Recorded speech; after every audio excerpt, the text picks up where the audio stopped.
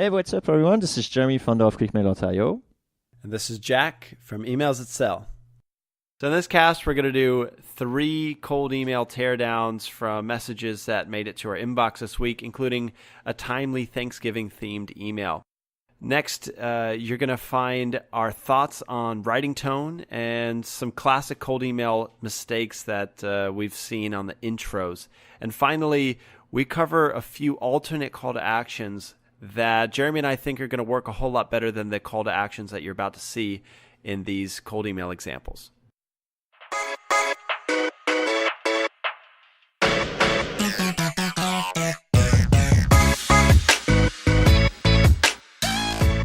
Let's start off with one that I got 3 days ago. This one was from a company called Chetu.com. And let's kick things off with the subject line. So subject line they used was Chetu Inc. software development. And might as well start here with a little bit of critiquing. So right off the bat, your subject line, like Jeremy and I have discussed before, it's the contract. Here's a statement of basically what you're going to find in the email. They could have changed this so it's not focused on their company and structured it in a way that was a little bit more interesting, intriguing for me to open. But as we've seen before, subject lines don't have that much of an impact on open rate. And I did end up opening this email, so take it with a grain of salt. So diving into the email copy. So it says, "Hi, Jack." They got the first name merge tag right.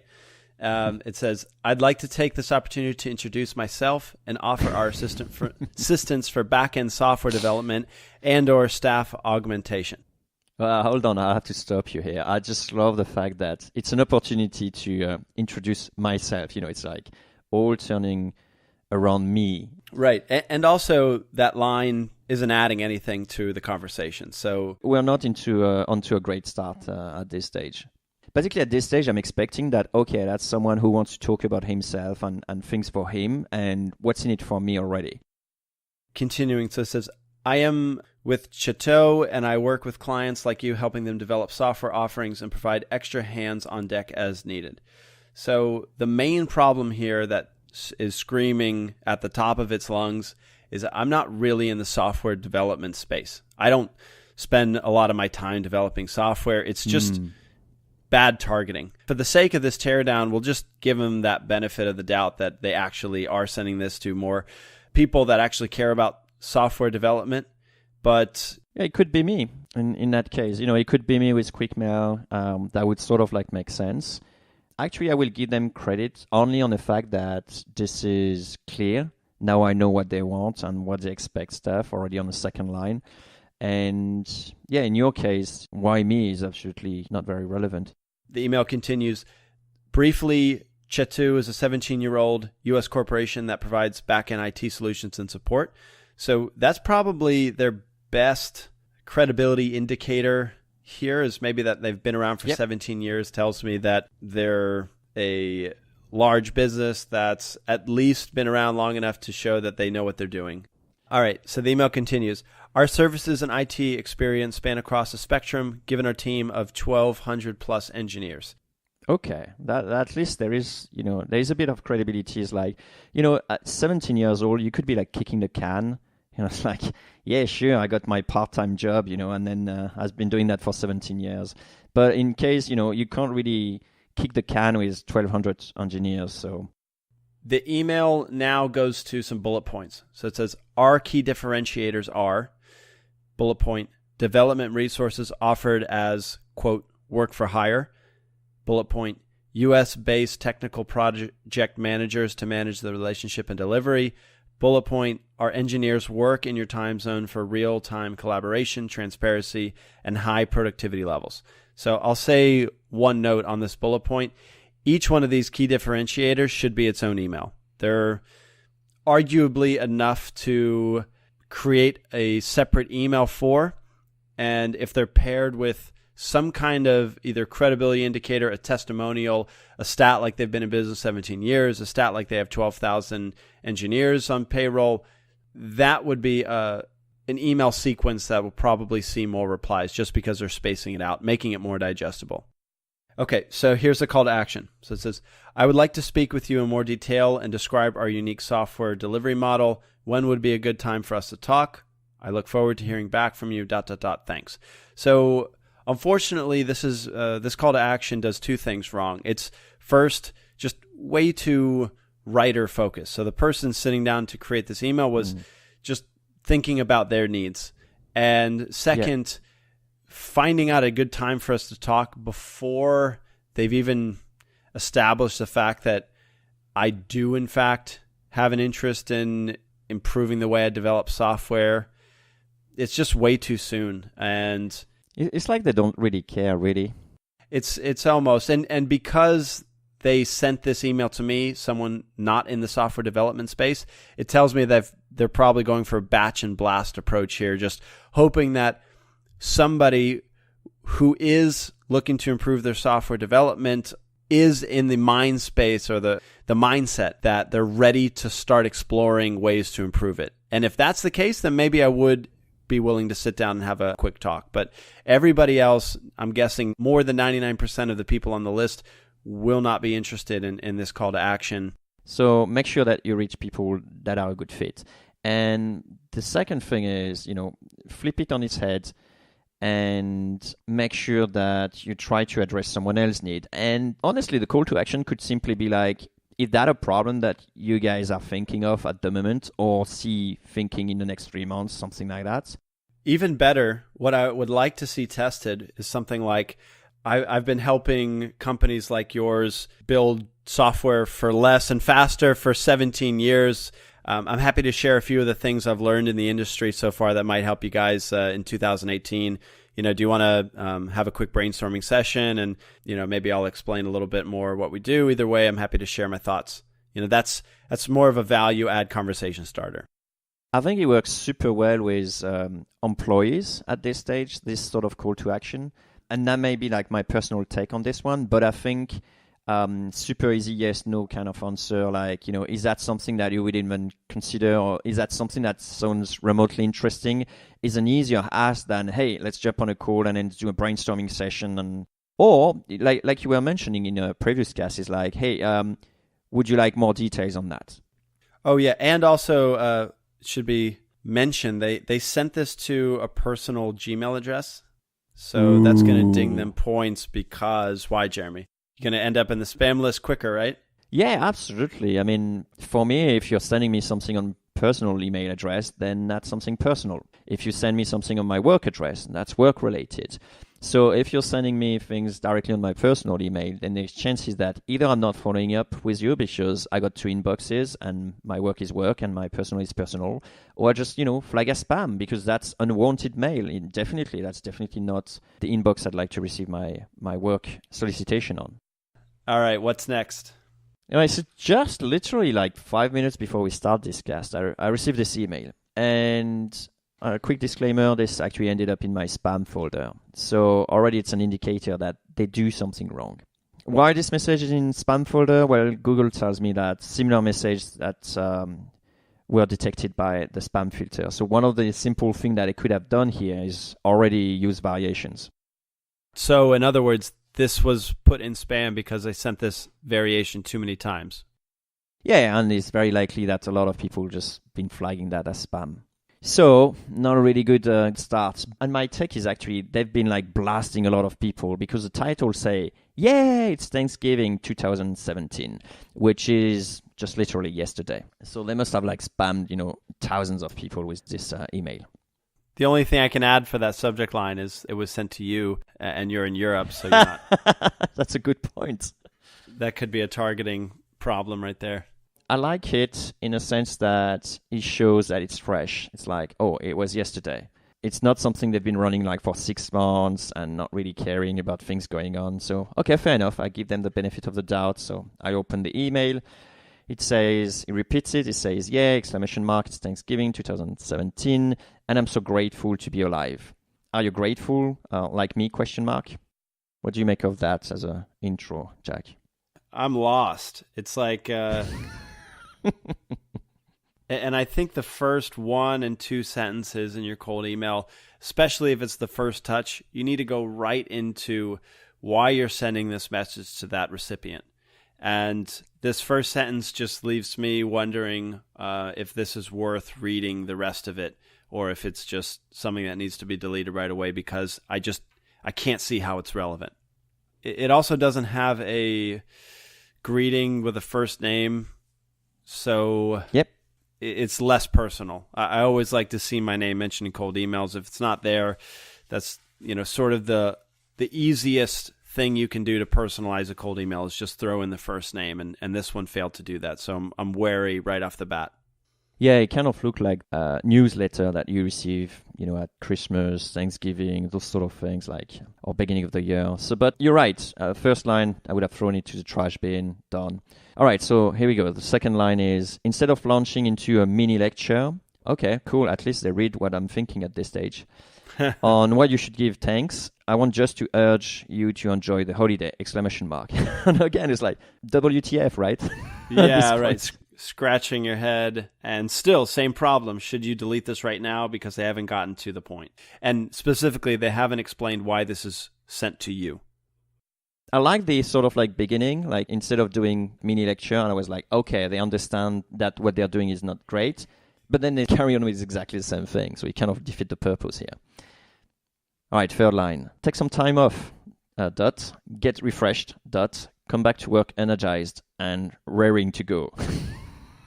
Same problem. WTF. Yeah, right. In fact, I would say so far, I would have deleted everything just because there's nothing added to the conversation so far. All right, what's next? Okay, thought you might need the links below to fortify your email marketing efforts. That's interesting. If you don't, please pass it to a friend, family, and colleagues who might have the need. Thank you for your time and attention. I do not take it for granted. No dot. Got it. All right. So editing here. So what if we just deleted everything except for this line and then added an explanation for why this individual thought you might need the links below to fortify your email marketing efforts? So, okay, I mean, it's kind of easy to run some kind of a scraper or use a tool like Nerdy Data or BuildWith to find out that QuickMail uses whatever email marketing service provider. And then say, it looks like QuickMail's using GetDrip for email marketing, so I thought I'd pass along these links that might help with email next year. Yeah, I'll pick up also on the laziness. If you don't have this need, then please pass it to your friends, family, and colleagues who might have the need. And it's like, all right, so you're extremely lazy, you're not doing your research, and you want me to then pass it to who I think would actually work. And at this stage, there is zero value that's been provided, right? The link has not been displayed yet, so they come next.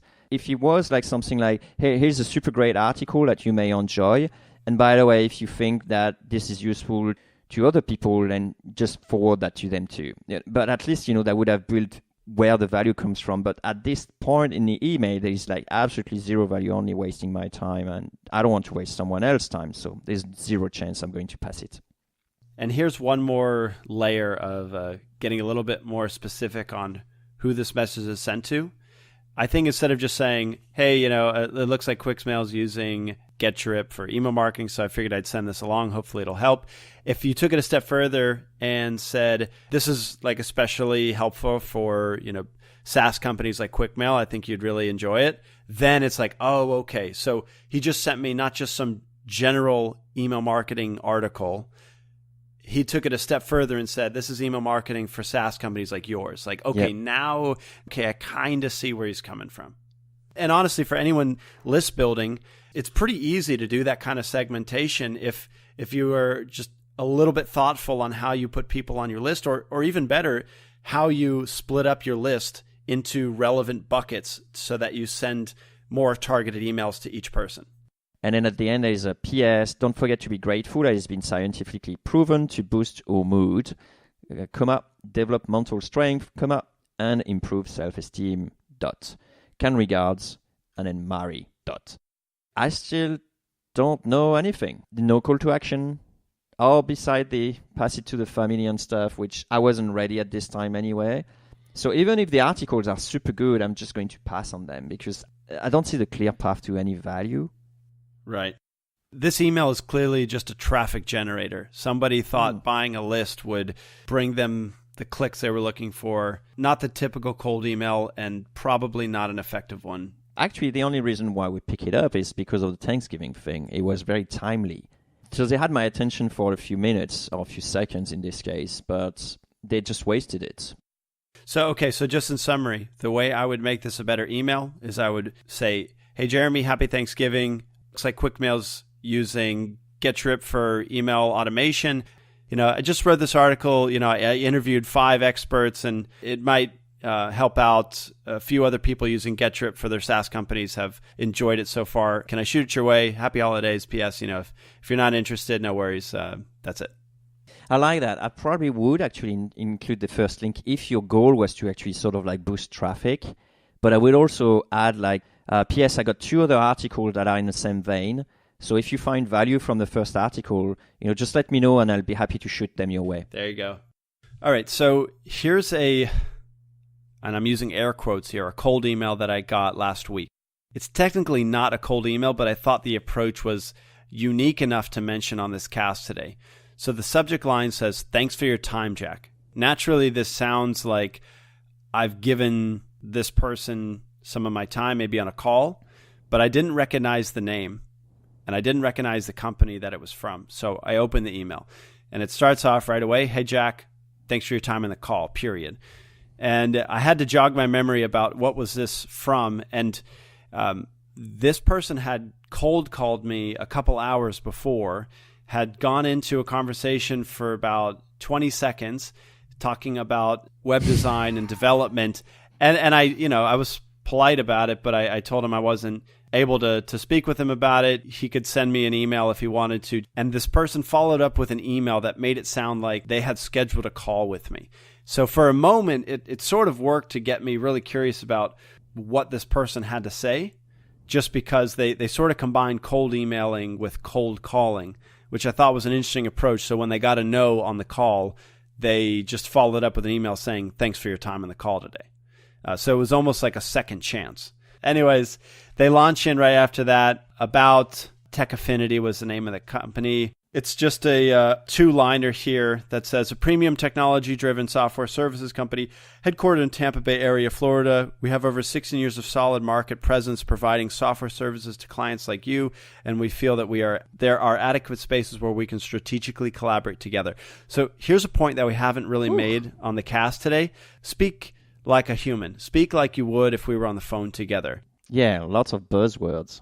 It's not going to go as far. Like, it doesn't matter how sophisticated of an audience you're trying to reach. Speaking robotically or speaking like you're coming straight from the middle of the marketing department floor is never going to help me understand how you can benefit my company. Write a cold email like you speak, and it's going to be much better than any marketing jargon that you can put together. I'll wrap it up. They've got a couple bullet points here, and the call to action is they're looking to schedule a 10-minute call at my convenience. That's actually not that bad, given that they've cold called me before. So anyway, just a takeaway here is write more casually, stay away from buzzwords, and if you're using a cold call kind of outreach program, it might make sense to do some cold email follow-ups as well, even if the call didn't land in another meeting request. One last thing, I see in the signature that they're, according to Silicon Review, they're the top 50 fastest growing IT services company. That would have been an attention grabber. Opportunity missed here. Exactly. I think just take a good hard look at the distinct advantages your company has, and make sure you're including those up front in your cold email campaign so you establish that you're somebody worth listening to. Those credibility factors are going to help get your emails read and replied to. How did you feel, Jack, when you saw that the actual subject line is not actually what's in the email kind of thing? I felt like, they got me. And after that, I'm bitter towards the company a little bit. Yeah, and how would you feel about starting a relationship with someone who starts by tricking you?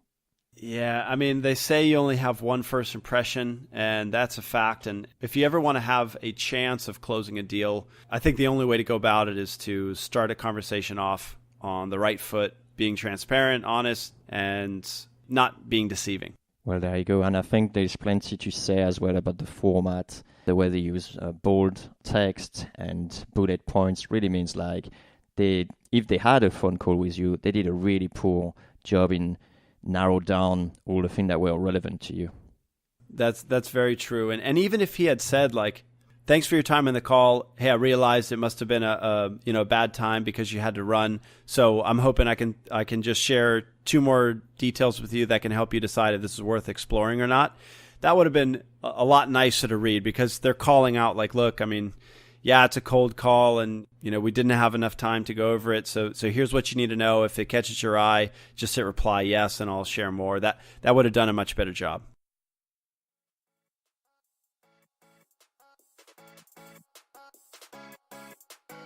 So in this episode, we saw 3 times the importance of putting the recipient's needs over your own needs. If you want them to read, you have to talk about them, not about you. Second point is that using timely events is actually a great opportunity to capture your recipient's attention. And finally, don't forget to explain why you're contacting your recipient and establish credibility as early as possible in your cold email. Hey, cold emailer. Yeah, you. If you got some value from this episode, give us a high five by sharing a 2-sentence review on iTunes. Or Stitcher or TuneIn. That works too. It's a quick way to help other growth-minded folks like us find this podcast. So they can send awesome emails. And make everyone's inbox a better place. Thanks.